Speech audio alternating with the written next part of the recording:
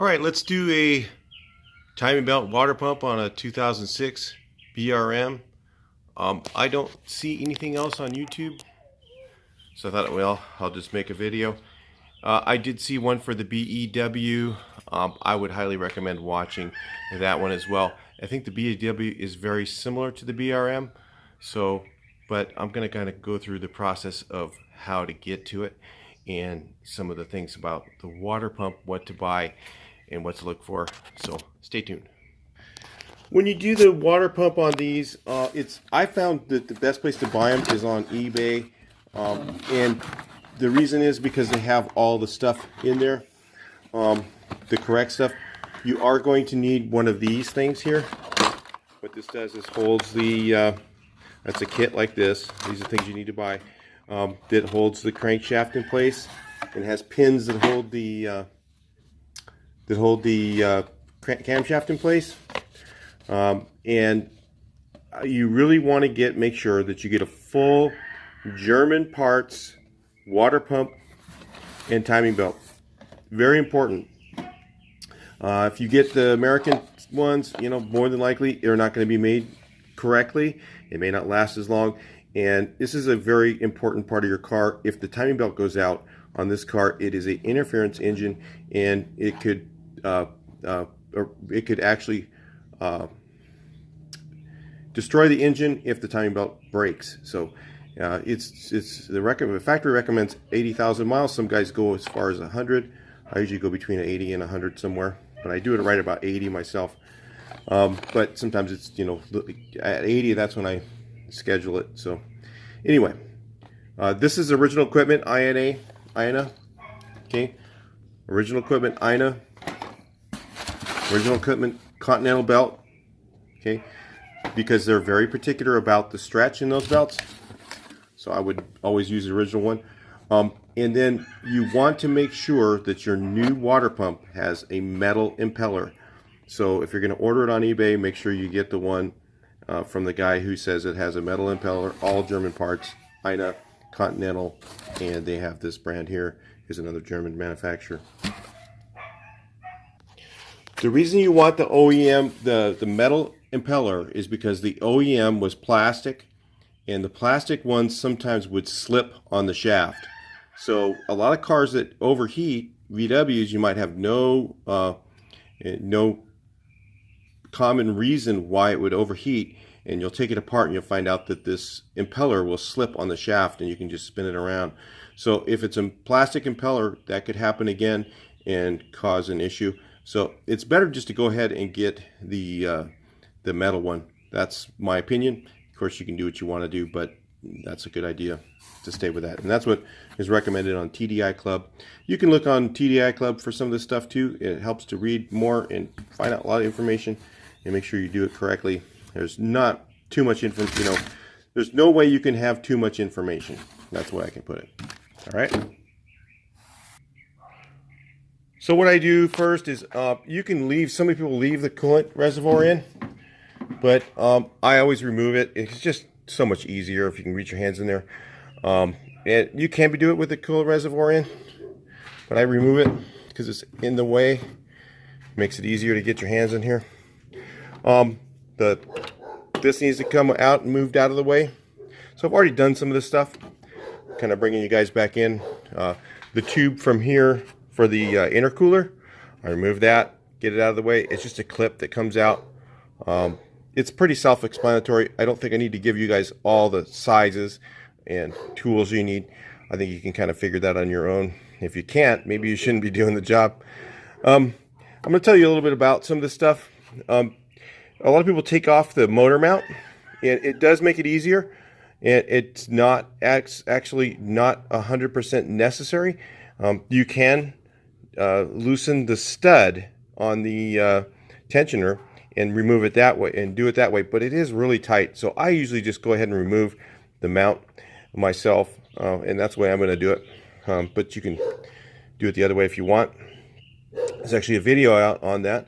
If you wanted to do it that way and save yourself the hassle of these are torque to yield bolts. TTY is what they're called, torque to yield. And I'm going to explain to you what a torque to yield bolt is so you understand why they should be replaced. I've done it before and not replaced them, but that's just me. I'm not telling you to do that. They're supposed to be replaced every time you put them on. And how they work is they're actually made of spring steel. So the bolt, what happens is you tighten it to the specified torque, and then they tell you to turn it like an extra 90 degrees. And the reason that torque to yield bolts are so good, okay, now people want to replace them with regular bolts, but the reason that they're so good is because they're always under spring tension, and because they're always under spring tension, they don't tend to loosen as quickly, and they hold a more consistent tension on the area. So for like head bolts and stuff like that, I think they're better because they actually have that constant spring tension, and then as as the heat and cool comes on things, it doesn't keep changing that tension. It constantly has it on there. So I would stay with torque to yield bolts on everything that's torque to yield, and replace them as necessary. And then it's again up to you on replacing these bolts. They should be replaced if you're going to take them out. That's the rule of thumb, but I'm probably not going to do it. That's just me. I know I'm going to get hateful comments for that, but that's fine. Go ahead. Of course, I had the car up on a lift. It's nice to have a lift, but you don't have to have that to do the job. On stands is fine. It might even be easier, but for me, being older, reaching underneath and going up and down on a creeper is just a little hard. So the front wheel, usually I take that off, and I'm going to go ahead and let you guys watch in high speed. I'll go ahead and remove the lower section of this. Also, you're going to need to have off your belly pan. Almost for any repair on the car, the belly pan comes off. I made mine out of aluminum, so because the old plastic one started to get bad, so I just made one out of aluminum. And something you could maybe do, trace yours out and make one out of aluminum if you're having problems. It is a little noisier, but it works great. So anyway, let's get busy.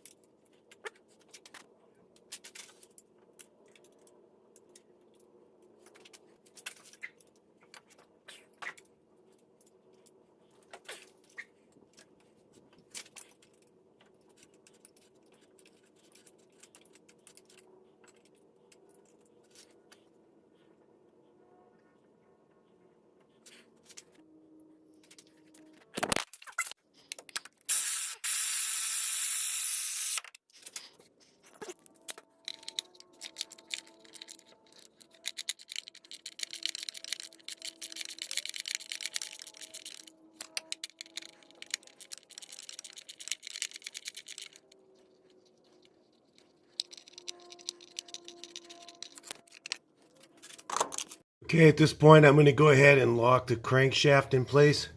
You can see the mark there lines up with the mark on here. Now, there's two different pulleys from what I understand. There's one that the mark to the right of the bolt. You see the bolt here? There's one with the mark to the right of the bolt, and there's one with the mark a little bit to the left of the bolt. And that will determine which tool you use to lock the crankshaft. Here's the other tool in case you have the other pulley, and you notice that the mark on it is to the left right there.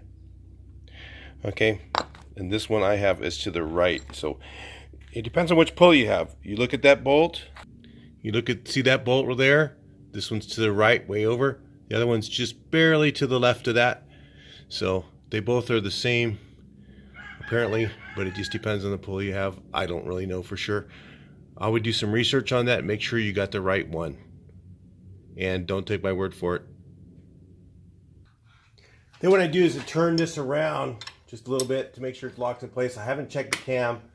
It's locked in place there. I'm going to check the cam now and see if it's in the right position. It's either right on, or I need to turn this one more revolution and that'll make it 180 out. We'll see if that's... There's a better look. This tool locks all the way in, so it's flush. All right, so the next thing I'm going to do, and like I said, this is my way, and I've done this before in my car, and I would hope you would take responsibility for your own car. If you make a mistake, don't ask me to help you out. That's all on you. I would say do your research, find out from other sources as well as what I'm doing. I go to myturbodiesel.com. They have a lot of good photos on this stuff, and I did this before once and it worked great. So let's try it. I'm going to put the pin in and see if it fits. And remember, this was a really tight fit before when I put this in, and it's right, you find it, there's like a little hole in here. Just have to wiggle it around. I'll see if I can get it in there, and then I'll show you. And this should go all the way in to where it's flush with this into the lock. And with these teeth part up, it's supposed to be. I believe I had to turn the engine around a little bit to get it to line up. It was not easy. It doesn't just do it. I can feel like a... Maybe it is in there now. I don't know. I'll get this to line up and I'll bring you guys back in. But this pin goes in here as well as down there. And then you can remove the timing belt once you've loosened the tensioner. And some of the guys actually remove the cam bolts. But I believe when you do that, you have to check your torsion value. You need your VADCOM or your what's it called, Rostec. So if you don't have a Rostec, you know, I would recommend having that before you even start the job, just because that's your diagnostic. You know, there's a couple $100 for that thing, a few $100. So anyway, I get this in the hole. It feels like it's wanting to go in there, but I can't tell. I have to turn it around a little bit, and then I'll relock the crankshaft. While I'm holding the pin, I'll kind of turn this around a little bit, and then I'll lock the crankshaft back again, and we'll take a look at it. Real quick, one of the things I want to throw in here on this video, and I don't want to forget to do it, so I'll do it now, is if you're on your second timing belt and you have a BRM engine, it might be a good idea. I would, and what I would do at that point, I would replace my camshaft. These typically have a camshaft issue where the camshaft does wear, and don't think, you know, you need a better camshaft. The camshaft that's in here is like seriously hard billet steel. Okay, some people say, well, I have a better camshaft than the original one. I would stick with OEM and only get an OEM camshaft. Do not get like something that's not, you know, that's not actual Volkswagen product, because the one that comes out of here, if you ever take it out, it's so hard you can probably hit it with a hammer and you won't even put a dent in the cam. It's so strong. So, but they do wear out, and I think it's because probably they overlift this engine. They have too much lift and duration on it. So some guys go with the earlier model. I think it's, I'm not sure if I'm right on this, but it's BEW maybe, camshaft. Some guys do that, and then that makes it so the cam doesn't wear out, but I'm not certain on that. I would just stick with the original. That's what I did. And make sure that you have real INA lifters, and make sure it's all factory spec stuff that you put in. But mine went out at about 160,000 miles, and I maintain my car very well. I keep the oil changed. I keep all the, you know, fluids correct, and I've done my timing belt on time. I do everything, and I have 240,000 miles on it. And these cars will last, you know, 500,000 miles or more if you take care of them and you maintain it and change the oil. You know, on the oil change intervals, they say 10,000 miles, and you use the correct oil. I always use Pentacin oil. That's what's recommended from the factory, and I use the 505.1 spec.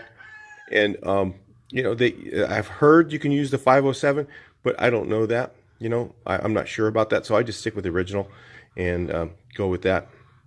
But I've heard the 507 supersedes the other, but it's a 1030 and this is a 1040, so I just stick with the original, go with 505.1.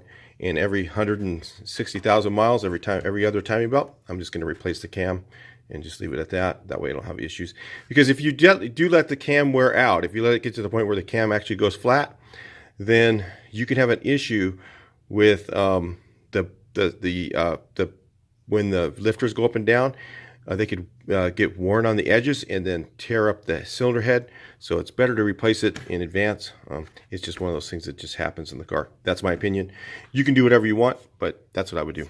I'll talk to you in the next portion. All right, so I got this thing all the way in as far as it'll go. It's a little bit sticking out, but you can see it goes to a certain point. What I did is I just did the camshaft first, got this thing locked in, okay? Then I went down and turned this around until it locked in, and then you notice that the belt is a little bit loose. So you really gotta tension it to get it to work there, and that's the way that goes for me. I don't know how it's gonna go for you. I don't know. I'm looking at different guys' videos, and theirs goes different. So anyway. They say to loosen these up and turn this around and get it as tight as you can. I don't know. You know, get it as tight this way as you can. Maybe that's what's wrong. Maybe my torsion value is a little off. I don't know. I'm going to recheck it when I'm all done. How do you just do that? Make your torsion values right. The torsion value is the movement of this gear on the camshaft. So anyway, make sure it's in spec. All right, let's remove this thing here.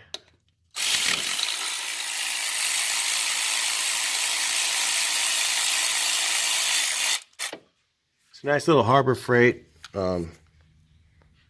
Earthquake. They have one from Milwaukee that's supposed to be a little bit better, but I know the batteries are a lot cheaper for this one, so I figure that's usually the first thing to go out, right?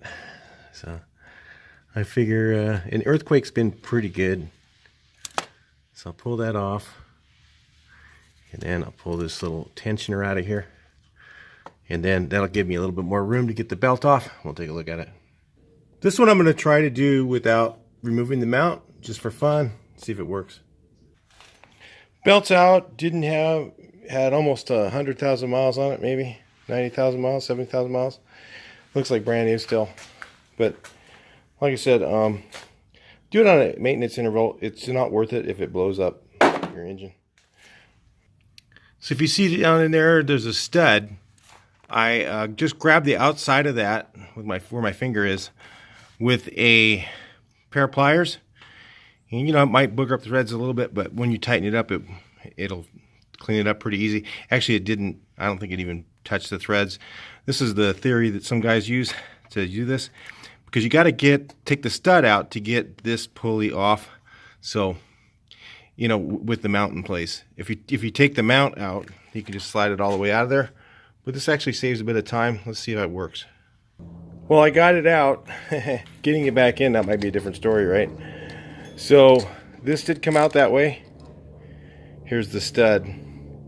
I just grabbed a hold of the outside of it. You can't even see my teeth marks in there. I used a good pair of pliers and I just twisted it, and it was pretty loose. They said it would be, you know, most of the time they are. And I just unscrewed the whole stud and took the stud out with the piece. Now, the difficulty of this is putting it back in. Trying to thread that back in there with with your fingers. You barely can get your fingertips on here. So I don't know how that's going to go. May end up still taking the mount off, but I just wanted to show this in here too, that there is this option if you don't want to replace the bolts on the mount, or maybe you're just going to do like I would do and just put them back in. You know, not really recommended, but that's what I'm going to do. I've done it before and it didn't have an issue.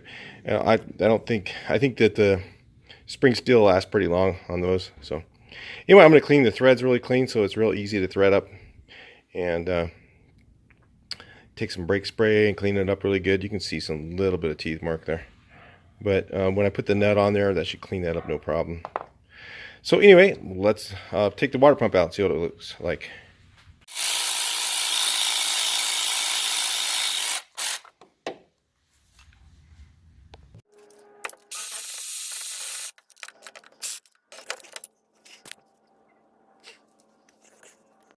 There you go. Came out, no problem. Looks just like the other one because I got the same stuff as last time. Metal impeller, and it lasted quite a while. It lasted a lot of miles. 100,000 or 80,000 miles. That's perfect still. Right, one of the things I do when I put it back together, it's just me. You can do whatever you want to do. But what I do is, you know, diesels tend to vibrate just a little bit. If you didn't notice that. Just a little bit. These new ones are pretty smooth. But I'll take a little bit of this silicone, and I just put a little bit on the threads. And what it does is it acts as a thread locker, but it's real easy to get off. But that rubberization of this stuff, this is VersaChem Mega Black. It's my favorite one from O'Reilly Auto Parts. I put a little bit on the threads, and you can see there's some on there from last time. I'll put a little bit on there so that it doesn't come loose. It won't make it so you have to over tighten it or anything like that, but it makes it so that it doesn't want to come loose easily. But it's kind of a half-assed thread locker. You know, not quite as good as Blue Loctite, but pretty good. Works pretty good actually. Been doing that for years. Now mind you, I do this on every bolt. I'm going to actually put a little thin coat of it around here because I was looking at the surface up there. It's kind of rough. I don't know what from, but I'm just going to put a little light coat of that around here. I don't want too much in there. I don't want it to get into the cooling system, but just a little light coat, just an insurance policy that it won't leak. So just like that, a little bit on there. That's the way I do it.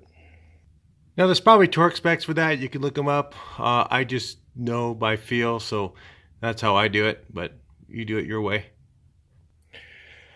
So I highly recommend looking at my Turbo Diesel's website and their YouTube channel to kind of confirm some of this stuff.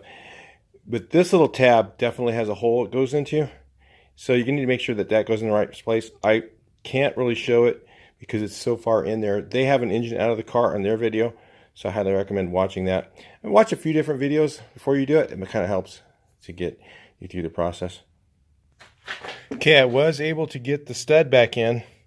I'll tell you, if you're not really good with that stuff and you have to take the motor mount off, you definitely make sure you support the engine before you do that. Of course, I mean the engine, or taking the mount off, I would think you would support the engine, but somebody might not do that and then go, "Oh, Mike, you didn't say that."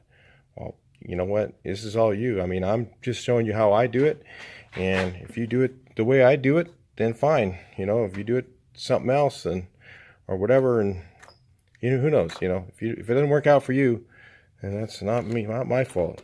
So anyway, I got the thing on here, and I was able to screw it in. And what I did is I just hand tightened it until it stops. You can feel it stop tightly into the, so it's all the threads are already bottomed out. And then that's what they said to do. They say, one of the other guys, that has a video. So I'm going to go ahead and put the nut on here. I'm going to find it first. And then I got to put my timing belt on. And then it has to be tightened the proper way. There's actually a specific place. See that little groove down in there? Let me get you closer. That little groove right there. Okay. There's a needle that comes up and you have to turn it around until that goes just to the very edge where my finger is, that part of the groove, and as the belt wears, it drops back into the groove. So you might want to, like I said, you might want to watch those other videos and check out how they do it, you know, out of the car, because it's too hard for me to show you in here. But I'm just kind of going through the procedure so you can kind of just see someone else's, you know, working their way through it. so you can see maybe some things that might help you. Anyway, did it without taking the mount off. Worked out pretty good. So actually, early in the video, I mentioned I wasn't going to take this off. For some reason, I did it last time without it. But this time I took it off because it seems to be easier. But you do have to loosen these bolts, because when you tension the timing belt, you have to have the bottom one held and then put the timing belt to the proper tension. And this is not like a regular timing belt, guys. If you've done one before, this is not the same. And then this thing is supposed to move, okay, and then where it lands, as long as that pin can fit in there, because the pin's going to go back in before I'm done here. As long as the pin goes in that same section, if you'll notice there's like a little slot right here where it goes in, it's going to slide around and then find the tension of the belt is going to solve where this thing sets, and that sets your torsion value. So anyway, a little bit complicated, not your normal thing, but I remember I did it last time without taking this off. I had it on, but this time, for some reason, I gotta have it off. I think it's because I have the mount in the way and stuff. So anyway, I'm gonna have to loosen up. I gotta put the little pin, this little Y pin thing, in there. Okay, then I have to make the tensioner even looser, still to be able to do it. And then after I'm done with that, I'll tension it up and do it. But so I would definitely watch those other videos, and then it kind of makes sense if you know what I'm talking about.